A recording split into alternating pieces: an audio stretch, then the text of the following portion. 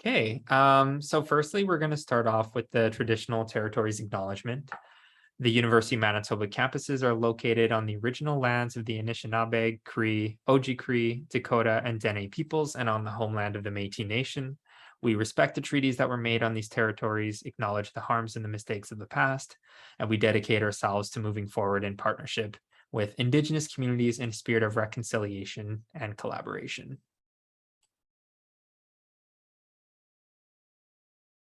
So this is going to be an interactive workshop. So if you have a smartphone with you, you can go ahead and scan the QR code on the right. If you're using a laptop or you have another tab open, if that's easier, you can go on menti.com and then punch in the code that you see on your screen. Go ahead and shoot us a heart once you've had a chance to get on Menti here. Um, we highly recommend that you join the Menti just because that's where we're going to be doing a lot of the interactive pieces for the workshops. And we have some fun things, some fun questions that we're going to be asking a little bit later on. So please do sign on to Menti.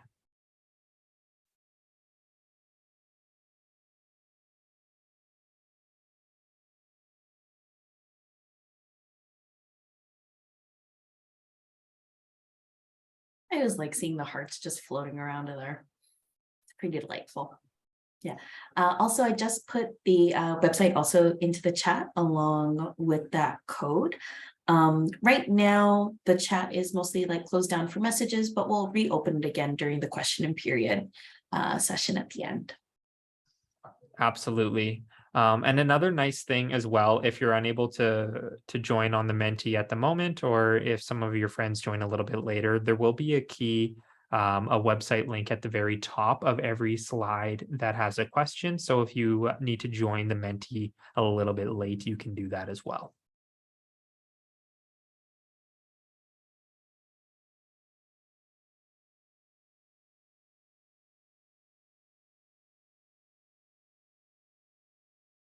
I'm just going to give everyone another few seconds and then I'm going to jump right into the content.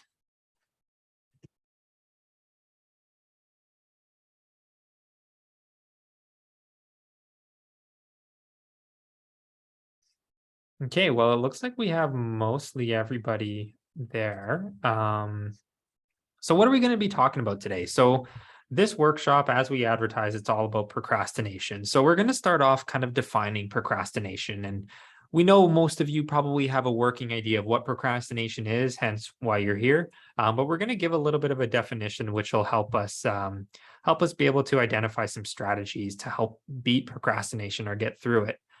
So that's going to be kind of the second part of our workshop is talking about some actual practical strategies to help getting past procrastination. And then towards the end, like we mentioned, we're going to open things up for questions. So if you had anything on your mind, hopefully we can answer those questions later on. So this is a no judgment zone, which is super important when we're talking about things like procrastination. Gretchen, did you have any thoughts on this? Yeah, I kind of always like starting off this with procrastination because I think it's not just procrastination itself, which is like difficult and obviously like a huge challenge that everybody deals with. Probably if you're here, you've already had some experience with it. But what's difficult or what can be difficult too is sort of the emotional aspect of it as well, where I think our tendency is to be really self-critical of ourselves and to be really down on ourselves when we're procrastinating, but that can often make us feel worse and just sort of make us dig deeper into that procrastination to try to feel better. So instead of judgment, kind of the attitude that Thomas and I take towards it and that we encourage all of you to think about is sort of mindfulness, like recognizing what is there without judgment, kindness, thinking of your procrastination or your habits, not just the way that you see yourself, but maybe kind of the way that you would treat a good friend if they were telling you, oh, I've been procrastinating, I've been doing this, and this, I'm the worst. You probably wouldn't join and be like, yeah, you are the worst. You would probably have some kind, supportive messages instead. And also just recognizing that this is something that everybody experiences, everybody goes through at different times, and you are not alone and not isolated in this experience. Yeah, absolutely.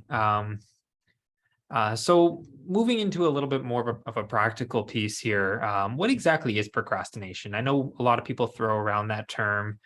We throw around that term, and it'd be nice to kind of know exactly what are we particularly dealing with. What's the difference between maybe just doing a task or doing something fun for the sake of doing something fun, and when does that become what we would consider procrastination? So by definition, we'll say that procrastination is delaying or avoiding something that we don't want to do and temporarily doing something that we enjoy instead. So we like to pull this up. This is the four horsemen of procrastination. So maybe four kind of activities that commonly we tend to turn to when we're procrastinating, or we find ourselves doing when we're procrastinating. So kind of from left to right there, we see napping, snacking, social media, minor chores, which might sound surprising. We have our good friend, our student here. He's working really hard, but he's being Very taunted, much I guess. distracted. Yeah, Yeah. by our four horsemen there. So we're gonna point that to everyone here. Which of the or how much of each of the four horsemen impacts you when you find yourself procrastinating? So this is a fun one. So you have kind of 100% to work with, and then you sort of put a certain amount of percentage to each of the different four horsemen, and then towards the end we'll be able to get a picture of what do we as a group here today find ourselves doing most commonly when we're procrastinating. And I'm going to be voting too, friends, so my contribution will be in this for sure. Me too. Oh.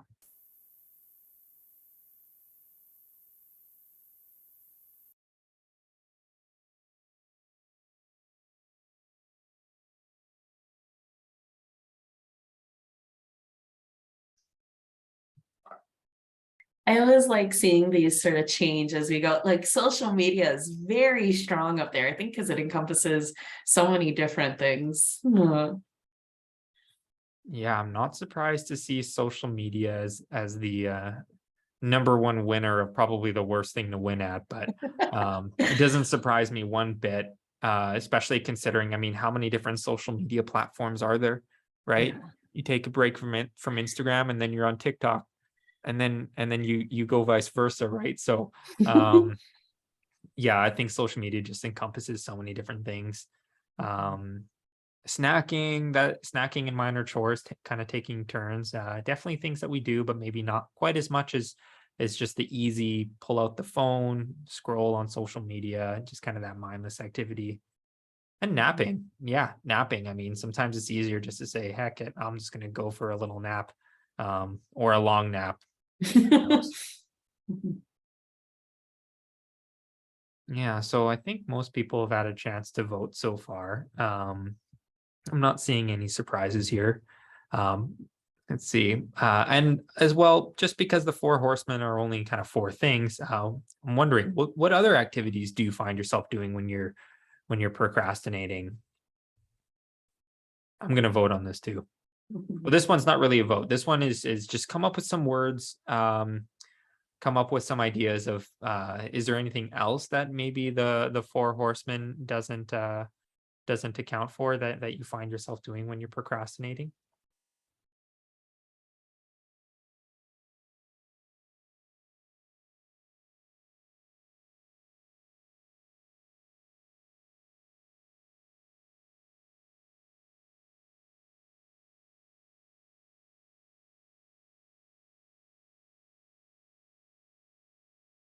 TV, I'm seeing on there. Group chats, Putting music. my very honest answers there of like we were talking about online shopping. Oh, so dangerous. Shopping. I know. Yeah, we Oh. were just talking about that the other day.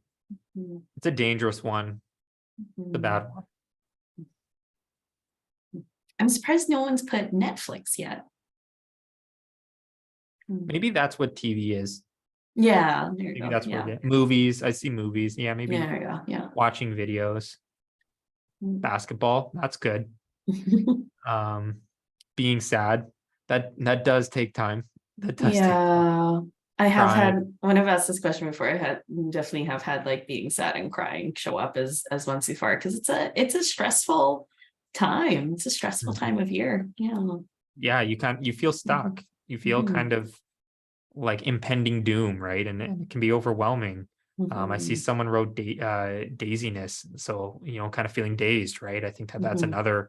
another response to that kind of overwhelmed feeling or that feeling of being stuck. Yeah. Reading, yeah, not reading novels. I see a couple of those. That's Video games is coming up there. Yeah, I see that's so the bigger the text is, that means like the more people have entered in that answer. Video games I think can be so dangerous for this because so many of them are built to just like keep you on a loop where you end one cycle and immediately launch into the next without thinking. Yeah, I say as someone who like loves video games but has to put a parental control on my Switch so I don't play too late. the parental controls are I have not to just for parental parents. control myself. Yeah, Yeah. Oh. Yeah. So it look, I mean, so if you're finding yourself doing video games, TV, reading, movies, or any of those, then you definitely have something similar with your classmates today. And I think most importantly, none of those things are bad. I know we mentioned a lot of different things. And movies, movies, TV, music, reading, all of those things that we had on there, even just kind of thinking and doing some reflection. I think that those things can be super helpful and be a very, very good part of your life, your self-care, and just being a person. I think in reality, they only really become a problem. And I think we would only really consider it procrastination when we're doing those things when we know we should be doing something else, or we're doing them kind of in excess, instead of taking care of something that's a little bit more of a priority. Maybe we're doing Mhm, those things not just to take a break from studying, but preventing us from even starting at all, right? And I think that that's mhm, kind of the main thing that we understand. And to sort of speak to Gretchen's piece about not judging ourselves, it's being aware that having all of these types of activities in our life is good and really provides a lot of meaning for ourselves. It's about balance, and it's about making sure that we're putting ourselves in a good position, kind of to succeed a little bit. mhm,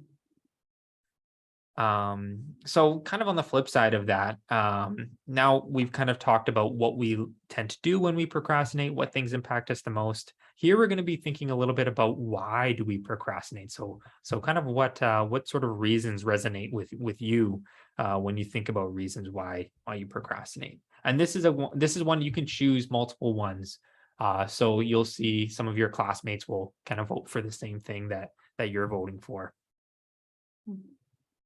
Yeah, and I want to say, because I see we have some folks who have joined us partway through the workshop, that right now we're using Menti. So you can go to menti.com, as it says at the top of the slide, use the code 4784696 if you'd like to participate and contribute to these questions, which I hope everyone is doing, because I think it just makes it, more interesting, more engaging for yourself, to be able to answer these. Yeah. And I love seeing the little dots sort of fly to the into the different categories. Hmm. Yeah, please do join in on Menti. This is the best part of the workshop for sure.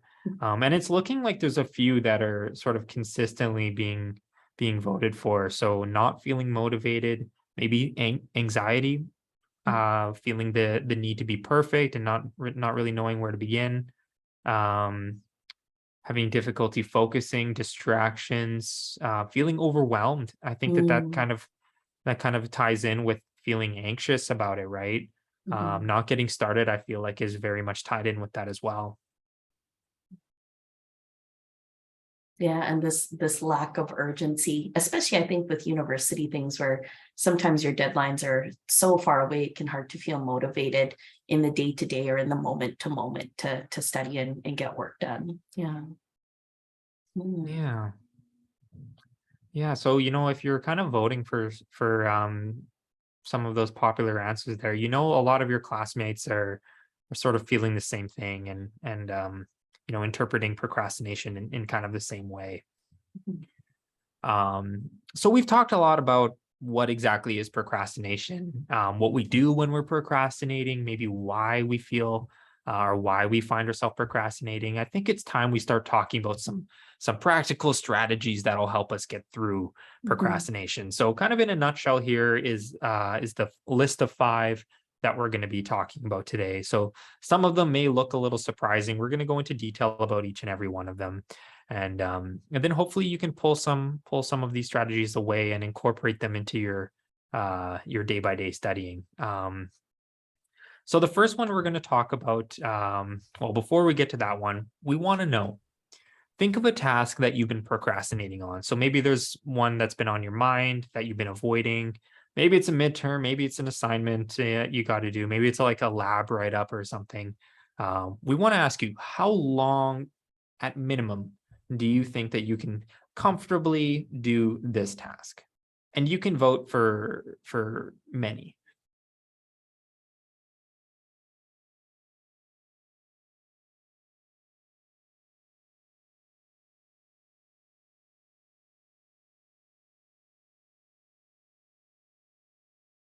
Ooh, some people have a lot of focus. They're able to do that task for 1 hour. That's Wow. not me, at least not at this current moment. And some people even 2 hours. Wow. Wow, that is very impressive. Mhm. Especially if you find yourself procrastinating, knowing that you have maybe 45 minutes to an hour in you. That like that, I think that that's very valuable. So that's definitely impressive. Mhm.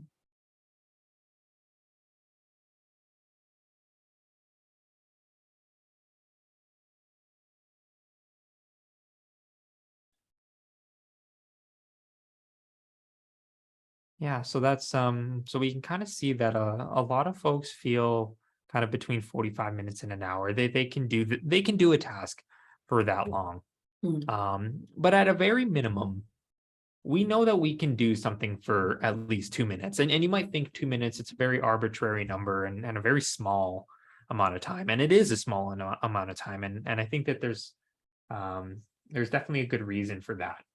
Um, so why are we choosing 2 minutes, for instance? Well, 2 minutes is a very small amount of time that if we find ourselves in a cycle of procrastination, maybe there's assignment that we know we need to work on, but it just sounds uncomfortable to do it.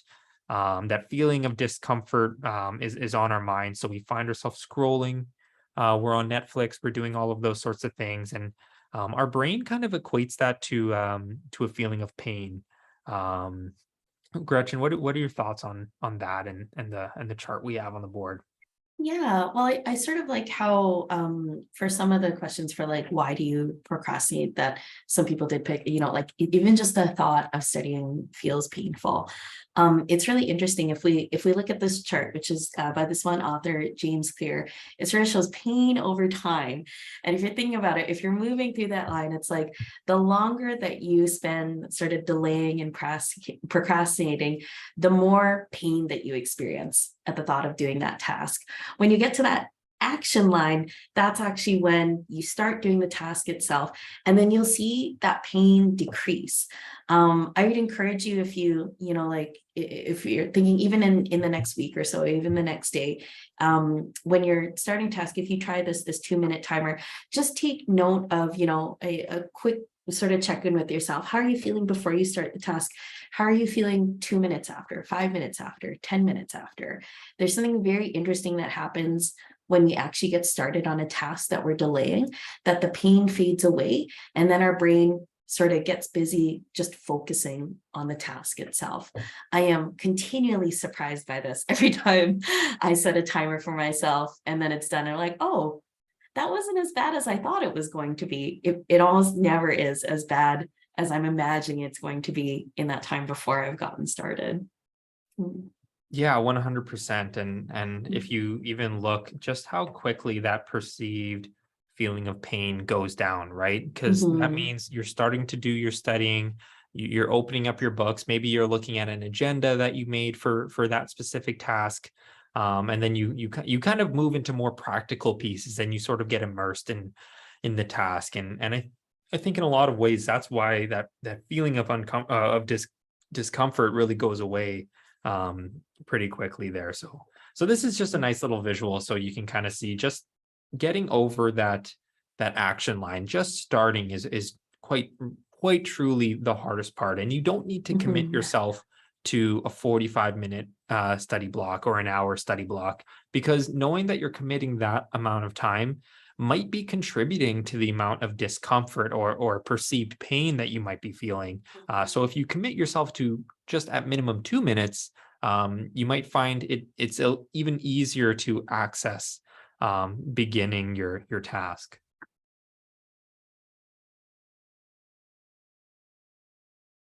And so for this next strategy, and talking about getting a study buddy, or another way to think of it is accountability buddy. So no, not everyone has the benefit of knowing someone else in their class or knowing someone that you can study with. But these are like some strategies where you can still sort of, harness the power of that social connection. So I will out myself. I was the one who put in group chats in the what do you do when you procrastinate, because that's a very common thing for me. I'm supposed to do something. Oh, maybe I'll just check WhatsApp to see if I have any messages. But a more positive thing that you can do instead with like that or another group chat is run a sprint with a friend where you do 15 to 20 minutes, 15 to 20 minutes of focused study time with a friend. So I just did this, at lunchtime today with my friend Maddie. We did a 15-minute sprint just to try to get some writing done. It's very simple. We just message each other. We figure out a time. We say what we're going to work on, one of us times, and then we check in with each other to see how it went.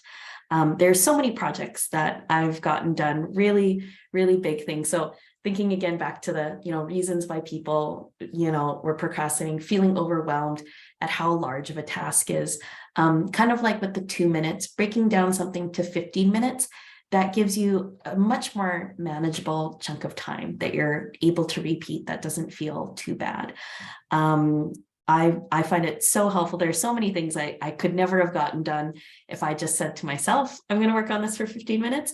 But knowing that there's somebody else there on the other end who's also working, who's going to ask me how it's going to go, is a really simple and powerful technique.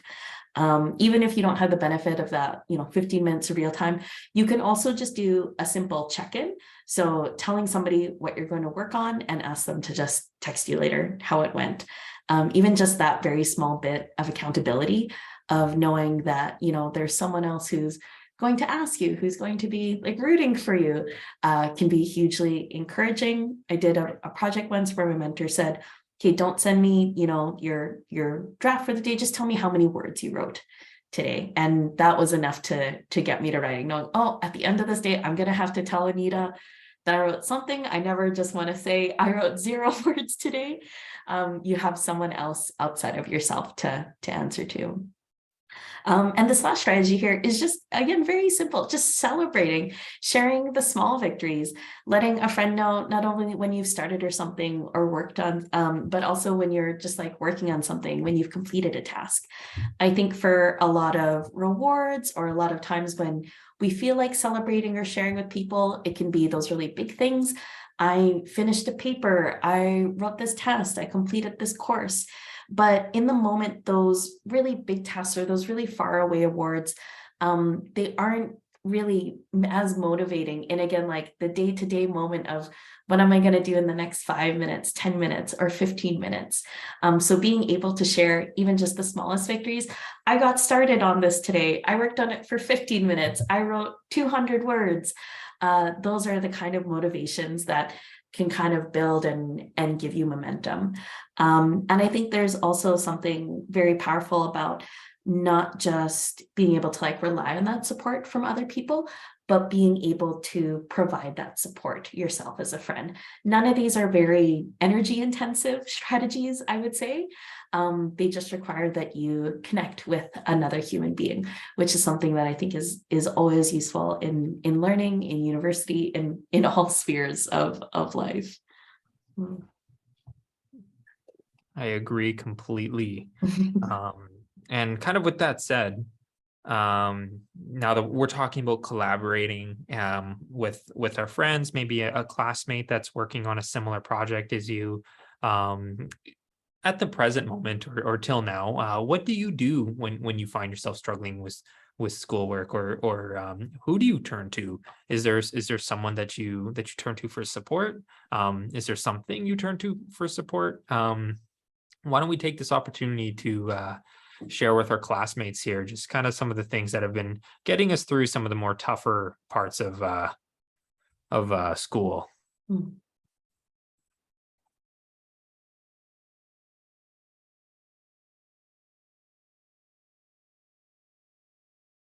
I think a lot of people are going to put down friends. That's sort of I think an obvious one. Yeah.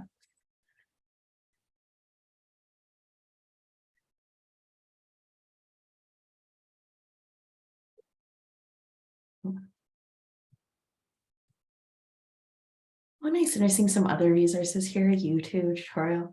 Forest. Oh, I'm so glad that someone put down Forest, which is an app I love to use as well.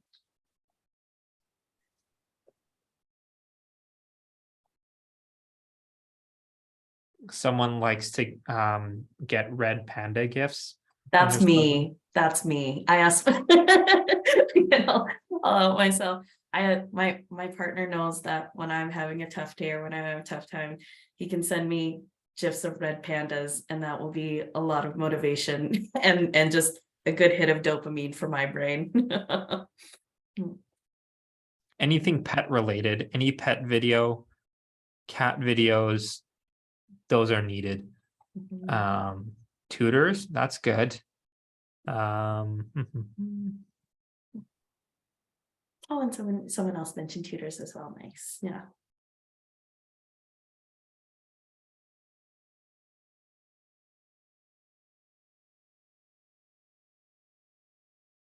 Something else that I'll mention too will be something that I and my friends did a lot in our first year was actually connect with our old teachers at our high school. We were lucky that we had like good relationships with them and were able to visit them. And I will say I had a lot more appreciation for them and what they were teaching, how they prepared us for university when I was actually a university student and not just a high school student. Mm-hmm.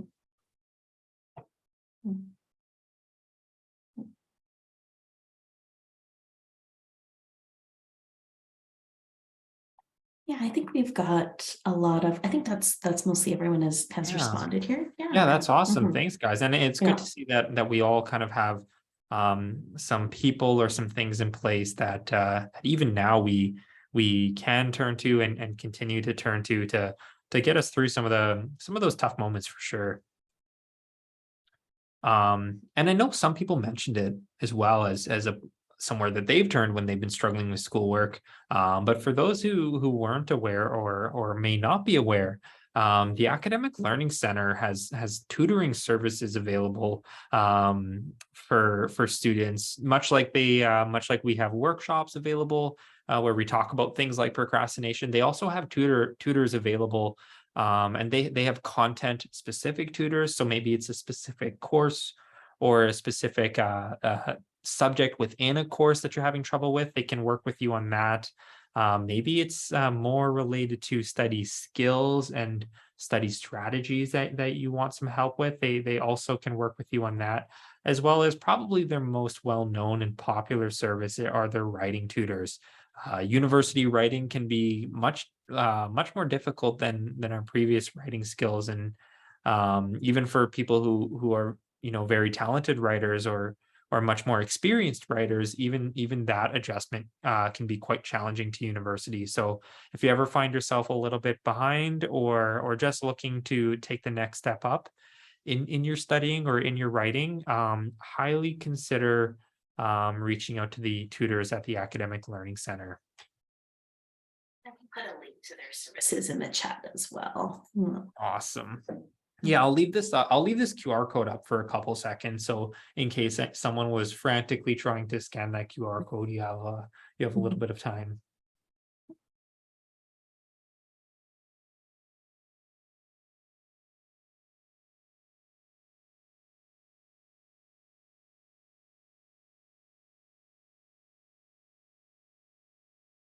Yeah, so we'll jump ahead a little bit here. Our next strategy is about creating a workspace or a specific dedicated study space. And While that seems like a very simple and obvious thing to do, it can be super helpful in the lens of procrastination as well. So you want to have a dedicated study space that when you're in this space, it's for working, it's for studying. A lot of different places come to mind. I think the one that we most think of is probably the U of M's libraries. So the U of M has libraries all over campus. You'll probably be aware by now of the Dafo library with the multiple floors. Maybe you've been at the science library before. There's a couple smaller ones too. We were talking about this a little bit earlier as well. The music library is Mhm. um, is quite nice Beautiful library, and like not very well known new. too. Yeah. Yeah. The agriculture library, I know I used to really like it, and they also have they have study rooms that you can book. So if you were doing some accountability work with a friend, or maybe you had some coursework that involves collaboration, maybe some a group project or something, that can be very helpful. But it could also be a cafe that you go to that you're comfortable with, that you can be productive there, or maybe a workspace that you carve out at home. Maybe you have a desk, or maybe you use the basement, or whatever the case may be, to get your studying done. Needless to say, you want a space where when you're there, you know that you do your studying there, and you're kind of priming your mind to prepare to be studying. And you also want to make sure that you're connecting with other people in your household. If you are studying at home, you want to make sure that they know when you're in that space, or when you're in the zone. You'd prefer best not to be disturbed, so that you can stay in that productive zone. That can be really important as well. So while our housemates and our parents can be super helpful and super supportive, it would also be helpful if they knew when we're studying and when we're in our working zone, and then check in with us a little bit later, and ask us how it went. And I know that's kind of easier said than done than like with, small children and pets, let's say. But so Totally. I would say like, oh, do your best with that. Absolutely. Mhm. Um, so now we're going to do some voting again. Wondering, do you have a preferred place to study? I know I was talking about studying at home, and I was talking a little bit about the libraries, talking about cafes. Is there somewhere that I didn't mention or I didn't think of, that you like to get your studying done? We'd be very interested to hear about that. Um, Yeah, so a lot of folks saying library. Yeah. Sometimes you just can't beat a nice afternoon in the library. When I was a student, that was kind of my place to go for sure. Definitely the Dafo library, usually on the second floor. You got the Starbucks right underneath you if you need a little bit of a boost, or a little bit of motivation, even to kind of get started there for sure. So the libraries can be great, and definitely, I mean, definitely working at home is can be a really good thing too. Really comfortable, and sometimes you might not get everything you want to get done at the library, and you might want to really take advantage of having a little bit of a break, and then get back at the studying once you get home.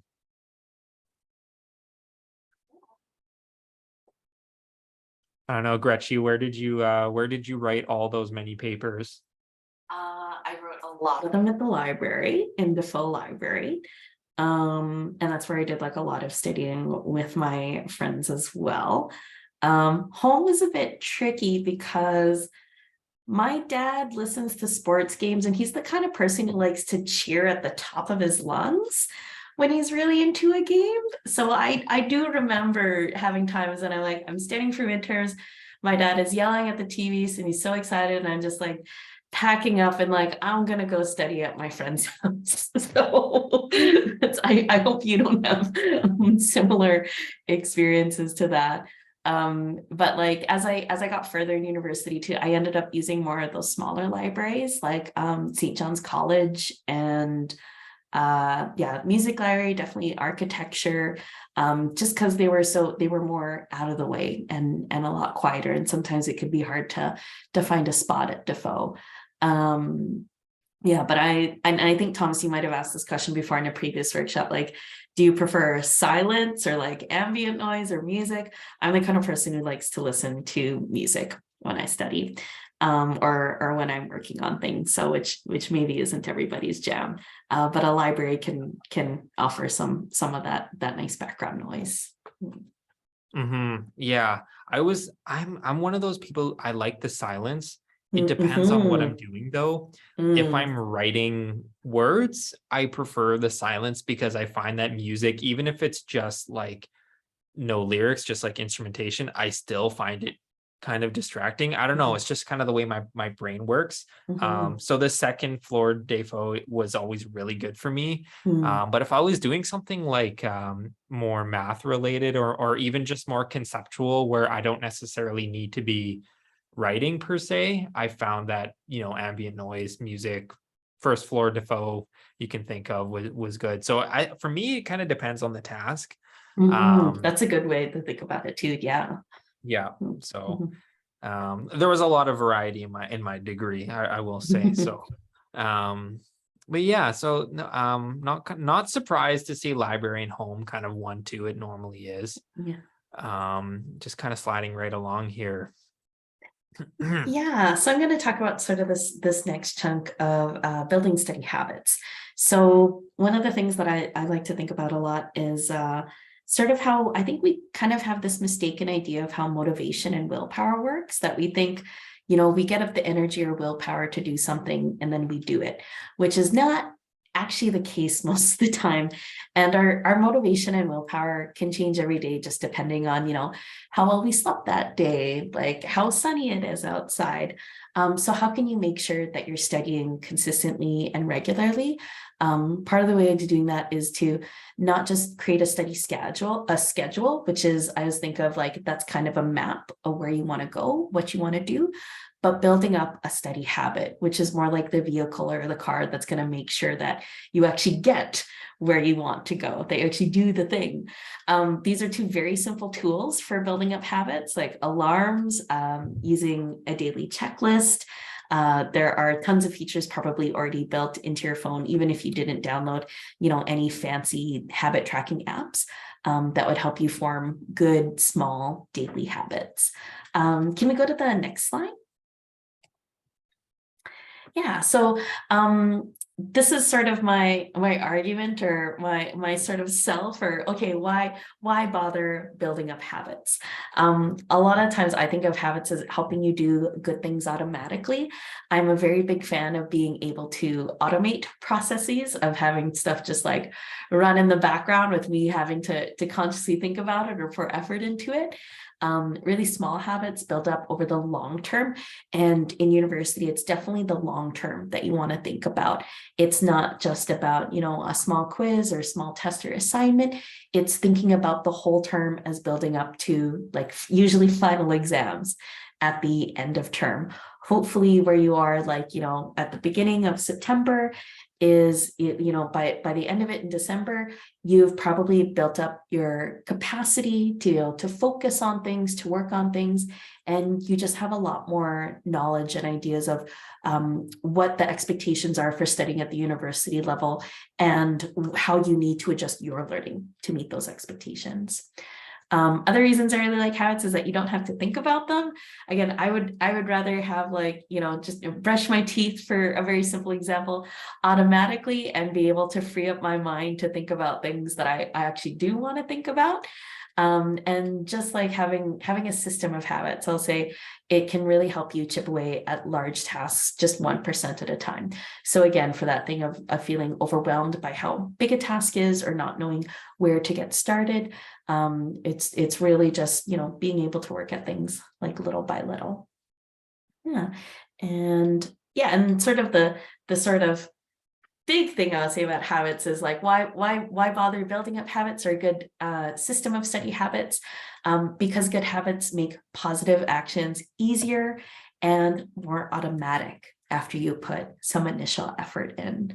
Our brains, as a rule, don't really like effort. They like to be very efficient and take a lot of shortcuts. So it can be hard to build up good habits in the first place. But the idea is hopefully, yeah, once you put in that initial effort, you don't have to put in as much effort or energy into maintaining good habits, that they just become part of your everyday life, your everyday routine. Yeah. Yeah, and just to speak on this Yes, one please little, do. Yeah. yeah, one personal example of something like this. When I first started university, I didn't use a calendar or an agenda. I kind of went rogue with dates, and that is not what I recommend. It was incredibly challenging to juggle when things were due, prioritize my tasks, and that kind of made my first year, maybe even 2 years of university super challenging.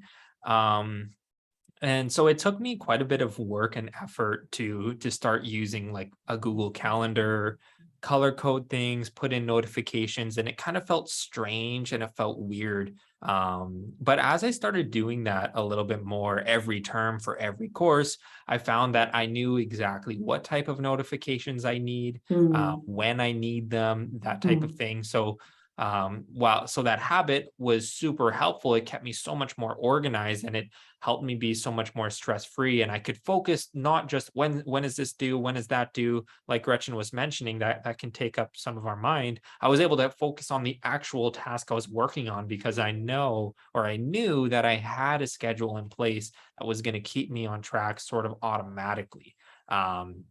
So just to speak on it can be sort of strange and difficult to start a good habit, but once you've done it maybe a couple times, it can be really helpful, and then that becomes part of your routine that's on autopilot. yeah, can we go to the next slide with some tips for creating habits? Yeah. Oh, okay. So actually, we're going to ask a Menti question. So, what are some good habits that you already have?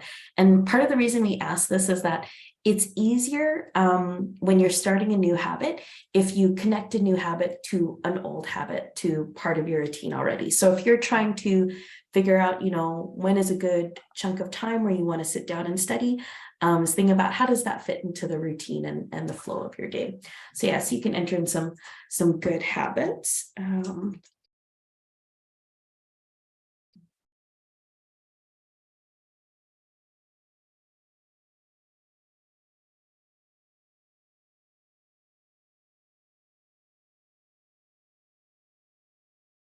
I like these so far. Waking up and sleeping at particular times, absolutely. A good sleep wake cycle, it can be foundational really to having a Absolutely. productive day. A to-do list for the day, 100%.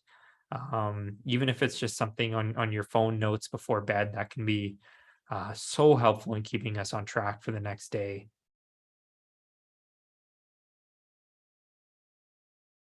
Keeping track of due dates, 100%. Someone was talking about cleaning your study space. Absolutely. Yeah.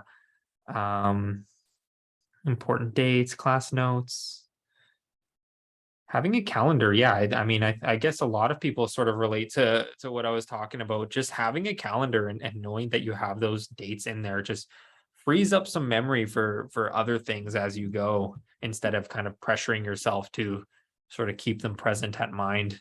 Mhm.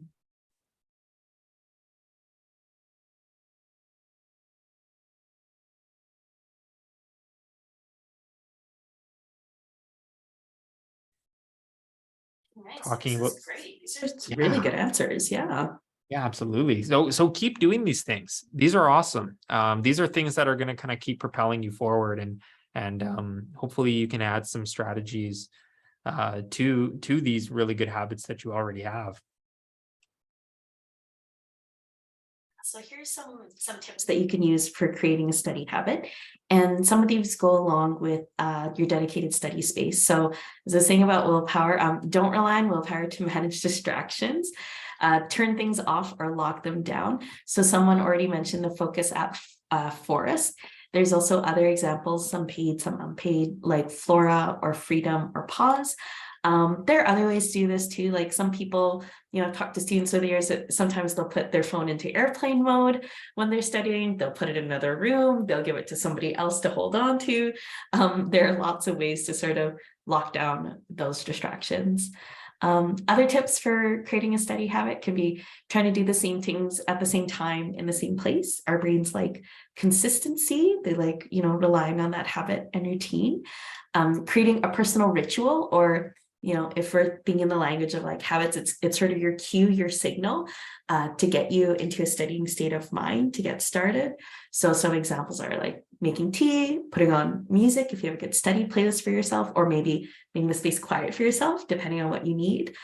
Starting a Pomodoro, which is a specific type of timer where you do 25 minutes of focus work, 5 minutes break, and as someone mentioned already, clearing their space beforehand. Sort of going along with other strategies that we've talked about of like, running a sprint or using a 2-minute timer, is making your study habits really small and rewarding and easy to repeat. So for example, it's easier to say you're going to study for 20 minutes than study for 2 hours. I think with the study for 2 hours, even though we have the best of intentions, it's really easy to feel overwhelmed or get tired partway through, not be able to focus, which makes it difficult to pile on another 2-hour study session next day or another. But if you have that really small habit that you can easily repeat, the more that you repeat a habit, the better it'll stick.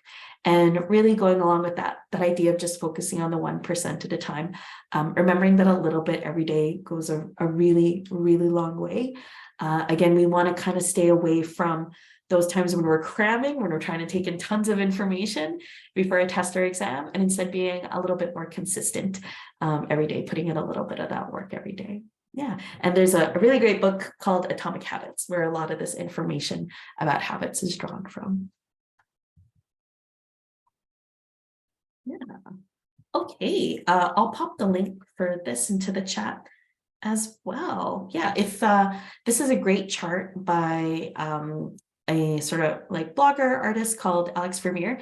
And if you're, still thinking, if you still, after all of this, all the ones you talked about, still want more strategies for how to deal with procrastination, you can check out this chart, which has tons of ideas. So yeah, I just popped the link into the chat there. I'm gonna open that out. Yeah.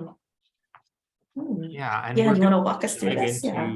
We're gonna dive into a couple of the wings here because there's a lot of really good stuff on here. So this is one of the wings. I think this is on the right side. So this kind of goes along with the idea of decreasing impulsiveness. So things that might be distractions for us that we're facing. I know in some of the Menti questions, folks were talking about distractions, things kind of getting in the way, and that's preventing us from really diving into our task. So using some of these can be really helpful with that. So if we look kind of right in the middle here, eliminating distractions. I know Gretchen was talking a little bit about a friend of hers who would maybe put their phone on airplane mode, so they're not going to be receiving texts, getting the buzz, or having that physical removal of the distraction being super helpful, or maybe even hiding their phone in another room, right? Yeah, and this is nice because these a bunch of these already sort of mesh nicely with strategies we've talked about. But I like other ones here too, like track your progress, make your progress visual. That it can be hard in the moment maybe to also see how far we've come and how much we've done. So it can be nice, like this is why one of my strategies is to make a list of things that I have accomplished, So not just making a to-do list, which can sometimes, I don't know about anybody else here, but for me, that can sometimes feel overwhelming. Like, oh, I have this list of so many things I need to do. But when I see the things that I've accomplished already, how I've moved through that list, that can be very helpful and very motivating to give me enough energy to move on to the next thing. Absolutely. And we've got this other wing here, which is sort of, I would say, like about the kind of the emotional part of it and the mental part of it. So recognizing success, like getting inspired. Are you like the one about accepting your procrastination? Because that's kind of like the mindfulness piece that we've talked about, like being aware of it and treating yourself, kindly but realistically.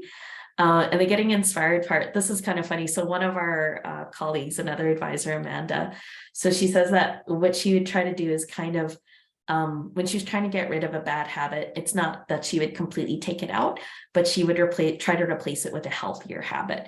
So instead of watching something on Netflix for 45 minutes, instead she would try to watch like an inspirational TED talk for 5 to 10 minutes instead, just to give it, because if she was lacking like motivation or willpower in that moment, she would, go to an outside resource to try to get that.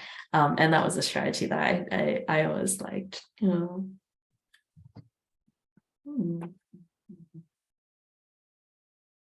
Yeah. And yeah, this last wing, again, we've sort of talked about some of these about, accountability.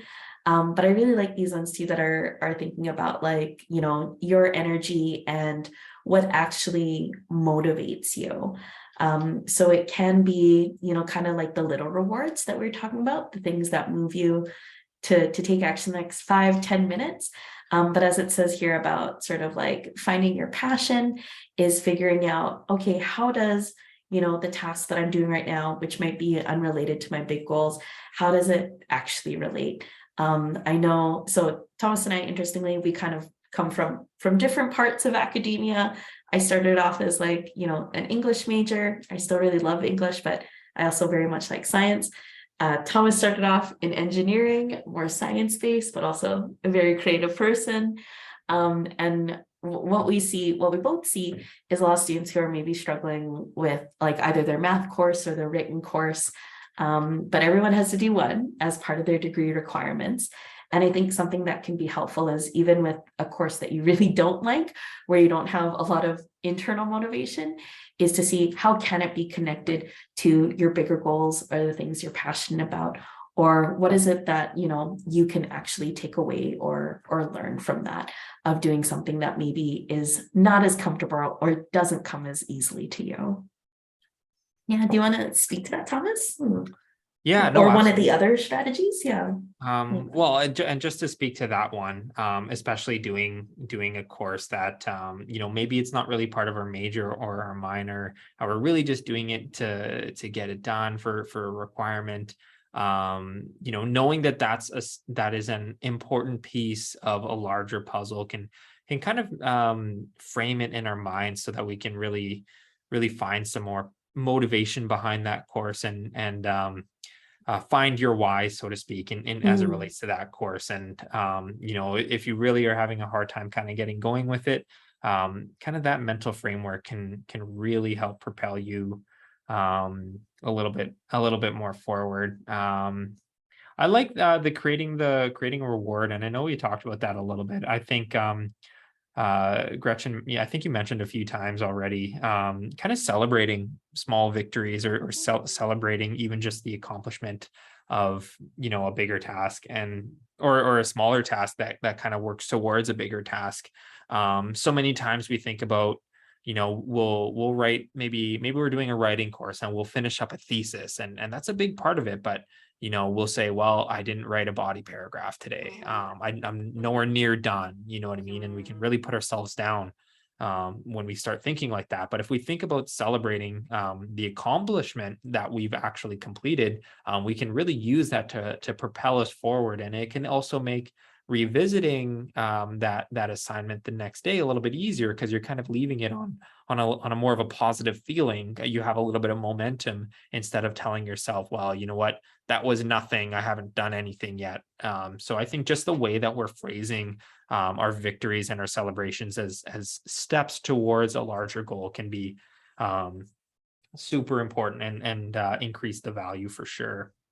Yeah, it kind of reminds me of like hiking up a mountain, right? That it's hard if you're just looking up and saying, oh, I have so much farther to go. I'm never going to get to the top. Instead of taking that moment to see where you are and be like, oh, this is how far I've come already. This is how much progress I've made. Okay, I did that. I can do that again. I can keep doing that, all the way the rest of the way up. Yeah. Mm. So we're getting close to the end here. And we want to know what strategies that we covered today, that we talked about today, either from us or from some of your peers. What resonates with you? Are there any that you want to include in your study habit, in your when you find yourself procrastinating? Are you likely to try one of these strategies or concepts to help you through it? And if so, what are they? We'd love to hear what's resonating with everyone today.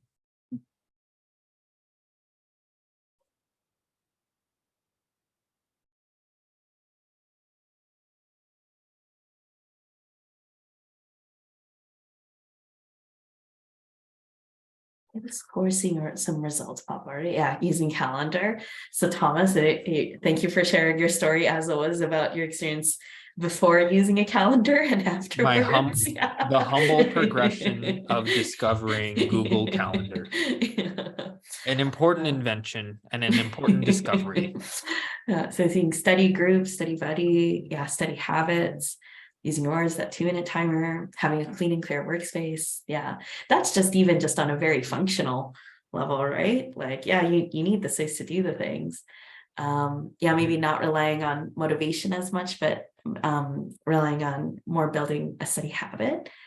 Yeah, all these are great. These are so cool to see. The 2-minute thing, that's kind of, I'm seeing Mm. it in a couple places. I think that Mhm. that's such a small piece that has so much value. And I mean, a good 2 minutes can turn into a good 25 minutes very easily Mhm. once we kind of get going. And but if all you accomplished was 2 minutes, then that's where you are 2 minutes later, right? And that was a good 2 minutes to start with for sure. So Yeah, so that's awesome. we can usually tolerate the discomfort of doing something that we don't like for at least 2 minutes. Like we Mhm. are capable of that. And then it becomes about building up that tolerance for discomfort. Yeah. Mhm. Absolutely. Well, it's looking like most of everyone has got some good things from this workshop. So we're gonna slide Yeah, right awesome. along here. I know we're running a little short on time Yeah, here. we're at 4:01. So if you have a commitment and you need to bounce right now, please feel free to leave. We will not hold it against you. Again, we're recording this, so you can always come back and catch the end. But this is going to be sort of our last Menti question of what are some other strategies to manage procrastination that you'd like to share with your peers? If there's strategies that we haven't covered or that we haven't talked about that you find really useful for yourself, please feel free to share that. Oh, I already like that. Do not think. That seems very, very wise already. Yeah. Just doing the thing, not overthinking it. Oh, I read that. Yeah. Yeah, I read that wrong. And I read do not think instead of do, not Not think. think. I Yeah. read that wrong.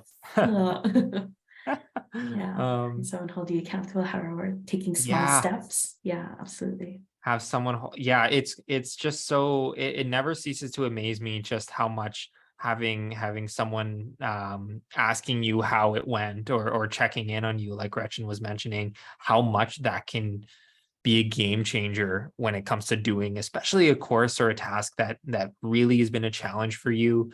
Knowing that someone's going to say, hey, how did it go?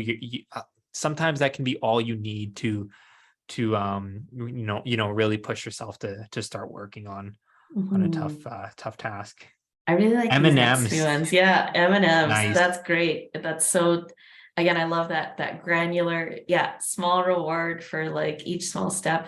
I really love this. get plenty of rest either before or after studying. Yes, absolutely. We talk a lot about rest and sleep habits and healthy sleep routines when we do more of the like prepping for midterms and prepping for finals workshops. But yeah, it's so essential. If you're not well rested, if you don't have energy, then that studying is going to be so much harder. Yeah. Take a moment to prepare yourself for the task. I like that too, as kind of a checking in with yourself. Yeah. Mhm. And of course, yeah, not being so critical of ourselves. I mean, Mhm. we sometimes have the tendency to feel that, everyone else in my class seems to have it together, and they're not Mm. struggling nearly as much as me. Why am I struggling so much? And the truth is, most of us are facing struggles at some point of time, or a lot of the time as well. Almost every university student experiences procrastination to some extent during the term, and at some points in the term more than others. But the truth is, we're all kind of experiencing it. Even professionals in the working world, Mhm. we're always reinventing and finding new tasks, or new ways, new strategies, to help get us through it. I really like this. Don't think the work needs to be perfect. We could have done a whole workshop just about perfectionism, but I saw Hey, that you know what? people Maybe we will. identified that as a reason for procrastination as well. Yeah, I Maybe would we will say one yeah. day. Maybe you will. I would love that. I think Yeah. especially for me as an English student with writing, that was the biggest thing that I learned from the beginning to the end of my degrees is learning. Oh, I don't need to have a perfect thesis or a perfect intro. I just need to write a really terrible first draft and edit it later. Yeah, Absolutely. it's And hugely and so valuable. whoever contributed this idea, if you see a workshop offered by us in the next year or two that has to do with perfectionism, you can take credit for the idea. It's something Yeah. that we've talked about a lot for sure, and I can definitely relate to it. And you one example that I have, and Gretchen, you probably relate to this too. You're writing a paper, it shouldn't be over 1,500 words, and you write a 2,800 word hodgepodge of all your ideas with no commas, makes no sense. But it's easier once you have the progression down. Maybe you said the same thing 4 times in different sentences, and you can really get kinda. I know as a writer that can help a lot. So yeah, no, these are really awesome, and I hope, Thank you for sharing them. yeah. Yeah. Yeah. And with that, best of luck. Good luck with your studying. Yeah. Enjoy reading week, when that comes. I think that's That's coming up soon. Libraries will stay open. yeah. Oh, can we before folks head off, can we share the survey? Yeah. Yep, that's coming right up Okay. here. Thank Oh, you. Oh follow yeah, us on on Instagram. Instagram. Do this as well. We're at First Year Center. If you just type in first year, you'll probably get it. As well, please fill out this survey. We always want to make sure that our workshops are addressing students' uh, wants and needs as it relates to the content that we're talking about. So if you could take a moment to fill out the survey, either going on the QR code, or the link that you see on your screen as well, that would be super awesome, super helpful. We really appreciate any and all feedback that you can provide for us. I'm gonna stop